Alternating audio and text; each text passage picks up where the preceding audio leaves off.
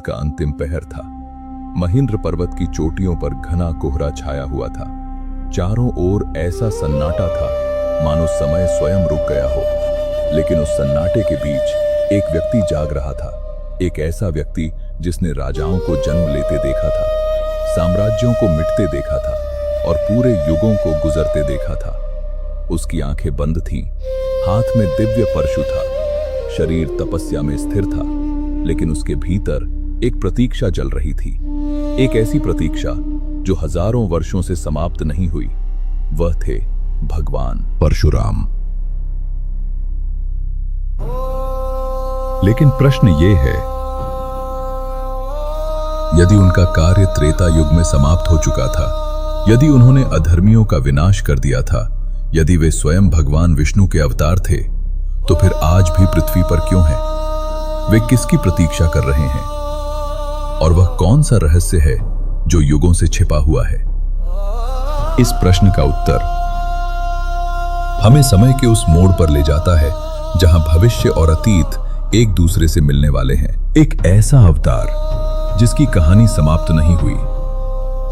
जब भी भगवान विष्णु के अवतारों की बात होती है, लोग राम को याद करते हैं, कृष्ण को याद करते हैं, नरसिंह को यादते हैं, लेकिन परशुराम वे अलग हैं। क्योंकि बाकी अवतार अपना कार्य पूरा करके चले गए, लेकिन परशुराम नहीं गए। वे रुक गए, मानो उन्हें किसी आने वाले क्षण का इंतजार हो। और यह इंतजार कुछ वर्षों का नहीं, कुछ सदियों का नहीं, बल्कि हजारों वर्षों का था। क्यों? क्योंकि ईश्वर जानते थे कि भविष्य में एक ऐसा समय आने वाला है जब संसार को फिर से एक योद्धा की आवश्यकता होगी। लेकिन इस बार वह योद्धा केवल शक्तिशाली नहीं होना चाहिए था, उसे संपूर्ण युग का भाग्य बदलना था। उन्होंने देखा कलयुग, और फिर उन्होंने उससे भी आगे देखा। उन्होंने देखा कि जब अंधकार अपनी सीमा पार कर जाएगा, जब संसार में धर्म की अंतिम किरण भी बुझने लगेगी, तब आकाश फटेगा और भगवान विष्णु का अंतिम अवतार पृथ्वी पर अवतरित होगा, कल्कि। लेकिन उसी क्षण परशुराम ने एक और दृश्य देखा, एक ऐसा दृश्य जिसने उन्हें युगों तक पृथ्वी पर रुकने के लिए मजबूर कर दिया। उन्होंने देखा कि कल्कि अकेले नहीं जीत सकते, उन्हें एक गुरु चाहिए होगा, एक ऐसा गुरु जिसने इतिहास को अपनी आंखों से देखा हो, एक ऐसा गुरु जो स्वयं युद्ध का जीवित ग्रंथ हो। और तभी परशुराम को अपनी नियति समझ आ गई। समय का सबसे बड़ा रहस्य।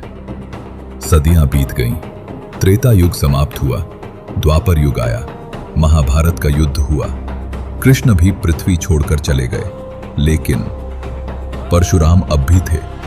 लोग उन्हें भूलने लगे, कहानियां किंवदंतियां बन गई, लेकिन परशुराम की प्रतीक्षा जारी रही, क्योंकि वे जानते थे जिस व्यक्ति की उन्हें प्रतीक्षा है उसका जन्म अभी। बाहर ऋषियों ने पूछा, भगवान आप कब तक प्रतीक्षा करेंगे? परशुराम मुस्कुराते और कहते, जब समय स्वयं मुझे पुकारेगा, वो दिन जब प्रतीक्षा समाप्त होगी। कल्पना कीजिए, कलयुग अपने अंतिम चरण में पहुंच चुका है। धरती पर अन्याय का साम्राज्य है, धर्म लगभग समाप्त हो चुका है, मनुष्य भय में जी रहा है। और तभी एक छोटे से गांव में एक बालक जन्म लेता है। साधारण आंखों को वो एक सामान्य बालक दिखाई देता है, लेकिन देवता जानते हैं ये कोई साधारण जन्म नहीं है, यह कल्कि है, विष्णु का अंतिम अवतार, संसार का अंतिम रक्षक। लेकिन अभी वे केवल एक युवा हैं, उन्हें अपनी शक्ति का ज्ञान नहीं, उन्हें अपनी नियति का ज्ञान नहीं। और इसी क्षण हजारों वर्षों से प्रतीक्षा कर रहा एक अमर योद्धा अपनी तपस्या से उठता है। महेंद्र पर्वत की गुफाओं में पहली बार मौन टूटता है।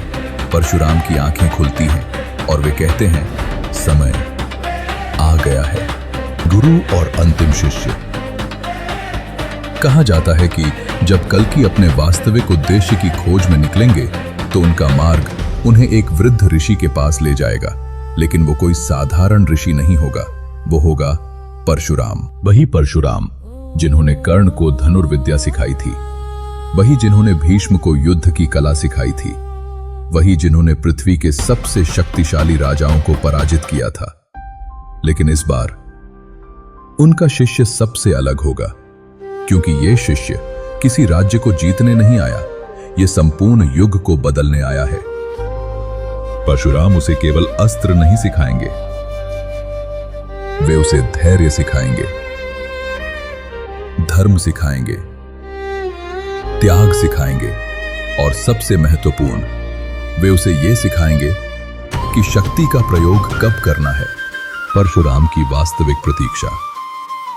लोग सोचते हैं कि परशुराम कल्कि की प्रतीक्षा कर रहे हैं, लेकिन सच्चाई इससे कहीं गहरी है। वे केवल एक व्यक्ति की प्रतीक्षा नहीं कर रहे, वे उस क्षण की प्रतीक्षा कर रहे हैं जब धर्म फिर से जागेगा, जब अधर्म का अंत होगा, जब मानवता को दूसरा अवसर मिलेगा। उनकी प्रतीक्षा वास्तव में आशा की प्रतीक्षा है, विश्वास की प्रतीक्षा है और उस अंतिम सुबह की प्रतीक्षा है जब अंधकार हार जाएगा। शायद इसीलिए भगवान परशुराम आज भी जीवित हैं। वे किसी जंगल में छिपे नहीं हैं, वे किसी पर्वत पर केवल तपस्या नहीं कर रहे, वे प्रतीक्षा कर रहे हैं समय की, नियति की और उस दिव्य क्षण की जब कल्कि उनके सामने खड़े होंगे। गुरु और शिष्य की वो भेंट केवल दो व्यक्तियों की मुलाकात नहीं होगी, वो दो युगों का मिलन होगा, अतीत और भविष्य का मिलन, और उसी क्षण प्रारंभ होगी धर्म की अंतिम विजय की कहानी। क्योंकि परशुराम का सबसे महत्वपूर्ण युद्ध बीत नहीं चुका है, वह अभी आना बाकी है।